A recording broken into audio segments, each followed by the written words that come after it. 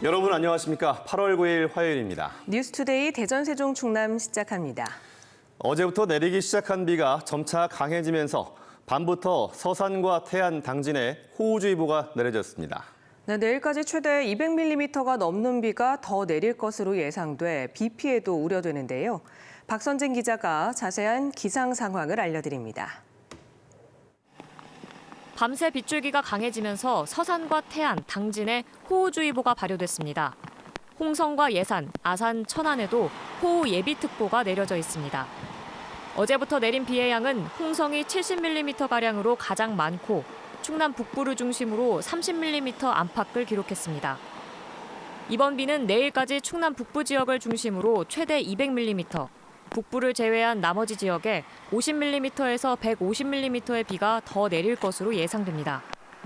특히 비구름대가 동서로 길고 남북의 폭이 좁아 비가 내리는 동안 지역별 강수량의 차이가 크겠고 시간당 최대 80mm 이상의 매우 강한 비가 내리는 곳이 있어 출근길 교통안전에 주의하셔야겠습니다.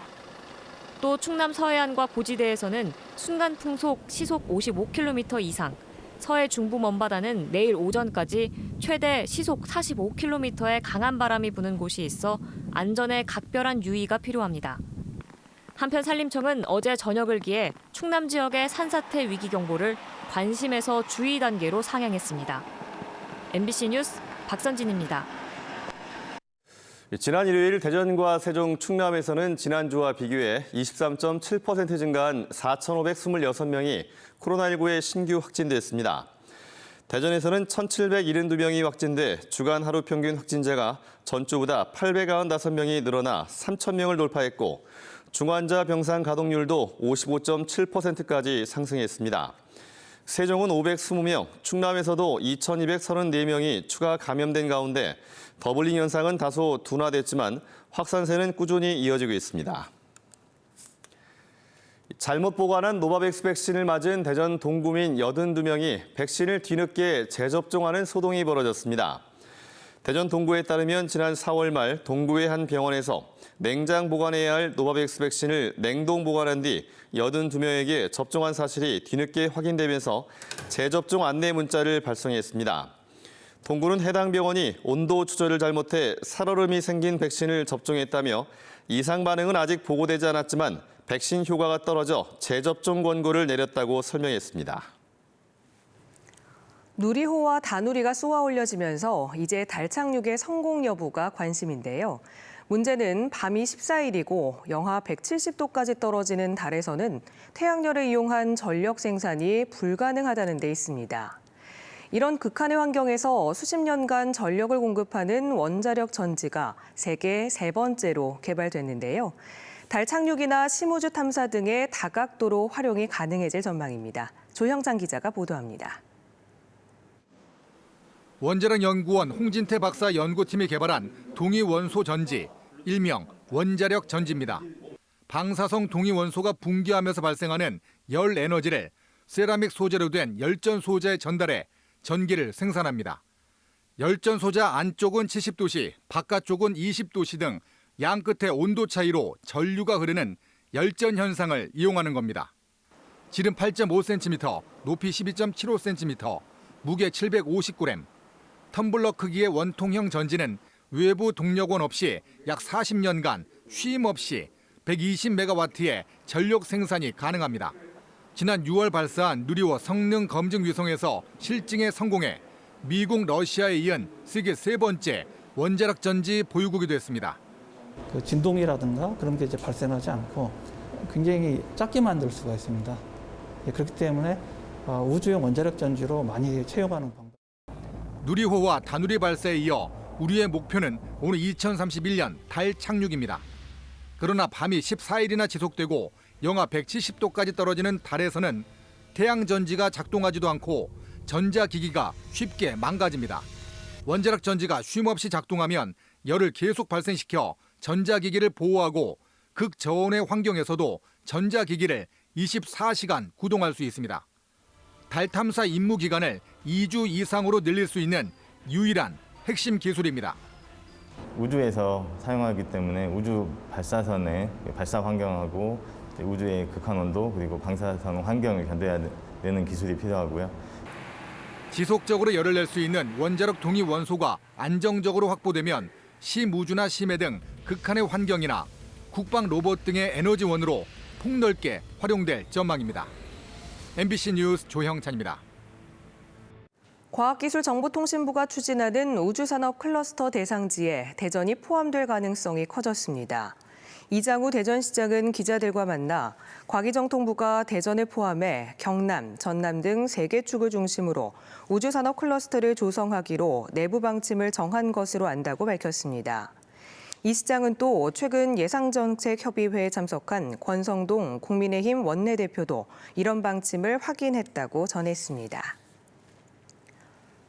대통령 세종집무실 설치 공약 파기 논란이 거센 가운데 윤석열 대통령이 오늘 세종시에서 취임 이후 2번째 국무회의를 주재합니다.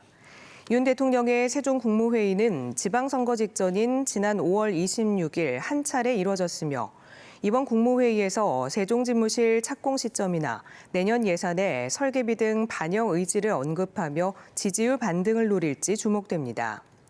대통령실은 경제 여건이 어렵다며 올 연말 대통령 집무실 세종청사 중앙동 입주 계획을 취소해 공약 파기 논란이 빚어진 가운데 권성동 원내대표 등은 지난주 세종시를 찾아 세종집무실 설치 약속을 재확인한 바 있습니다.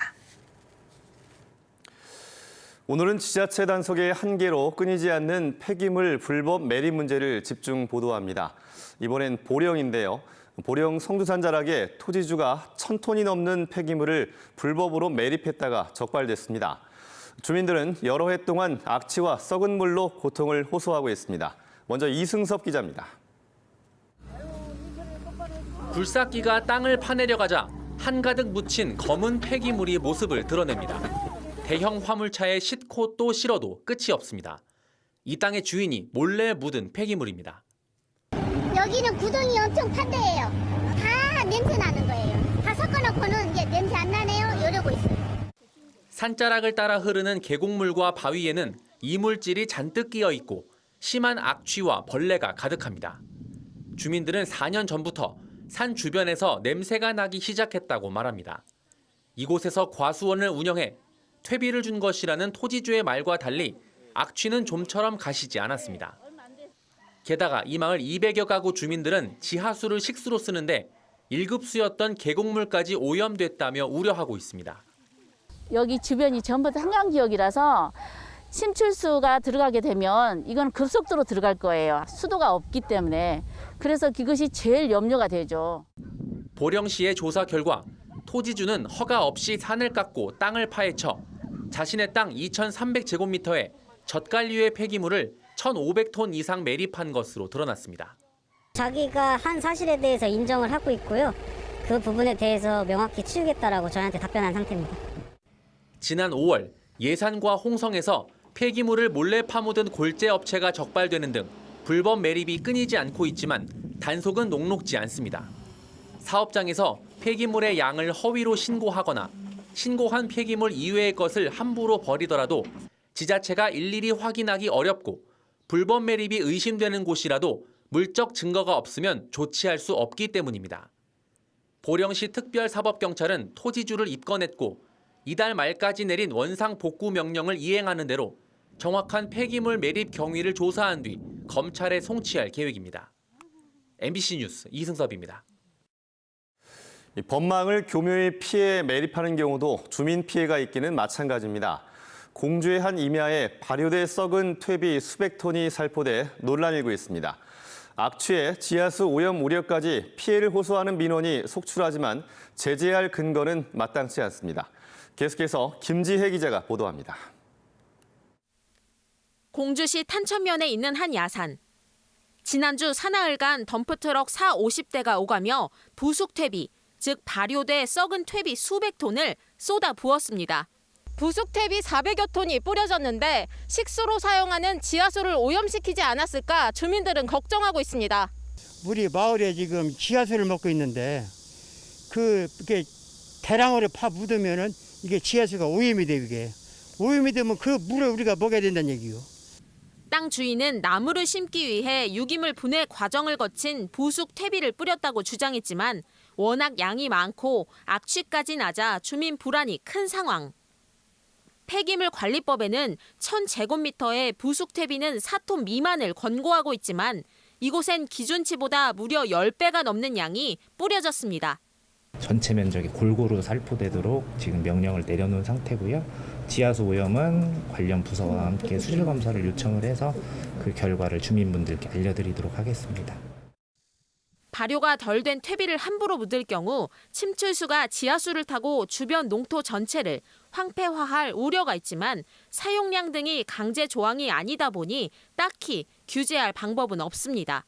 퇴비에는 질소라든지 인 같은 유기물질들이 포함되어 있어서 하천이나 지하수로 유입될 경우에 녹조라든지 수질 악화를 끌어올 수 있습니다. 그렇기 때문에 관할 지자체라든지 아니면 담당 관리 부서에서 대책들을 좀 마련할 필요가 있겠습니다.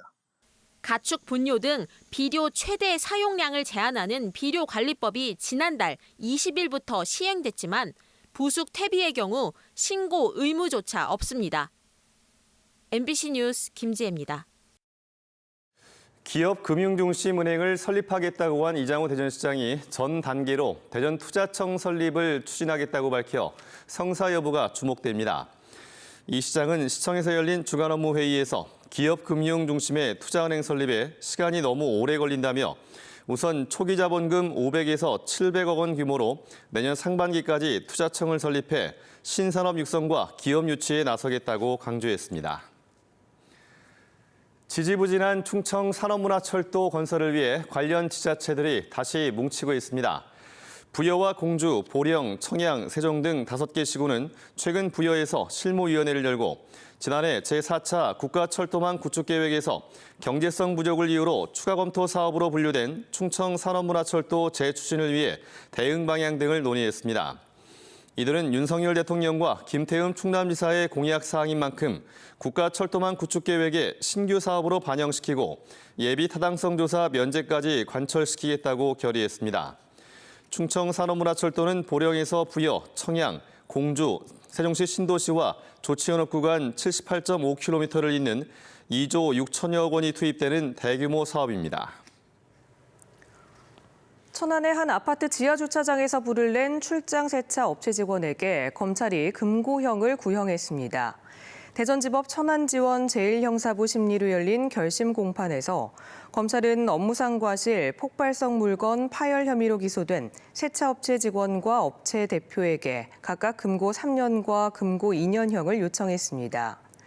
또 초동조치를 제대로 하지 못해 기소된 관리사무소 소방 담당자와 해당 직원 소속 업체에도 각각 징역 2년과 벌금 2천만 원을 구형했습니다.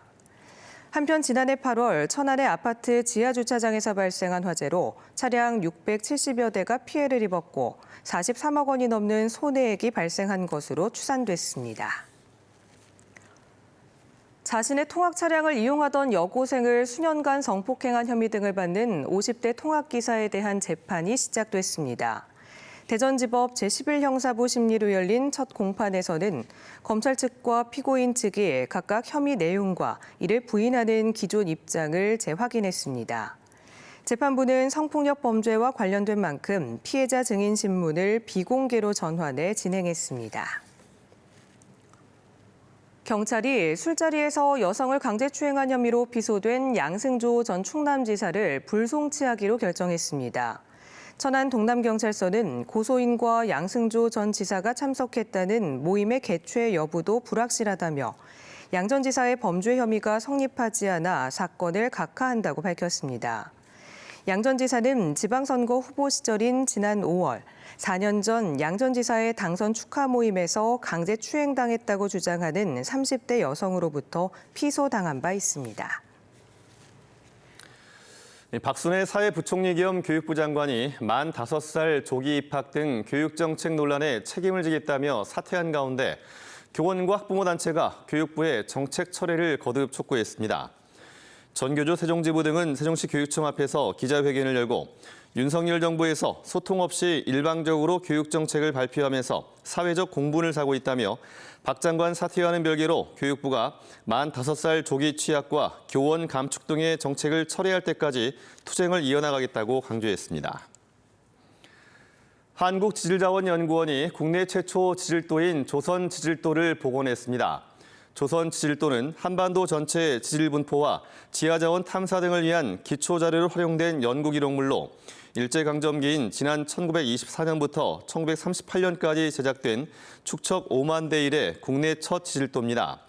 또 광복 후인 1956년 순수 국내 지질학자들이 만든 대한지질도도 이번에 복원됐습니다. 대전 대덕구 문평동과 신탄진동을 갑천과 금강을 따라 연결하는 4.5km 왕복 4차로 도로 개설이 추진됩니다. 대전시는 국비 등 850억 원을 투입해 오는 2029년 말 도로 개설이 완료되면 대전 천변 도시고속화도로와 대전 문의간 도로 단절 구간이 연결돼 대전 도심과 북부권을 오가는 교통 편의가 높아질 것으로 기대했습니다. 또 금강 로아스 캠핑장과 대청공원 등 시민 여가 공간 접근성이 높아지고 산업단지 물류 이동에도 도움이 될 것으로 전망했습니다. 천안시는 병원 등으로 집에 머무는 재가 노인에 위해 의사와 간호사, 사회복지사 등으로 팀을 구성해 의료와 돌봄을 제공합니다. 대상은 만 65살 이상 시민으로 골절이나 뇌경색 등의 환자에게 진료와 재활 등 의료 서비스를 제공하고 단기간 일상생활을 지원하는 원트랙 의료 돌봄과 움직이기 불편한 만성질환자에게 방문 의료와 돌봄 서비스를 연계해 지원하는 재택 의료 서비스로 나눠서 지원합니다. 국회 세종의사당 건립 등 세종시 신도시에 추진하는 주요 사업 24건이 정책실명제 대상으로 선정돼 중점 관리됩니다.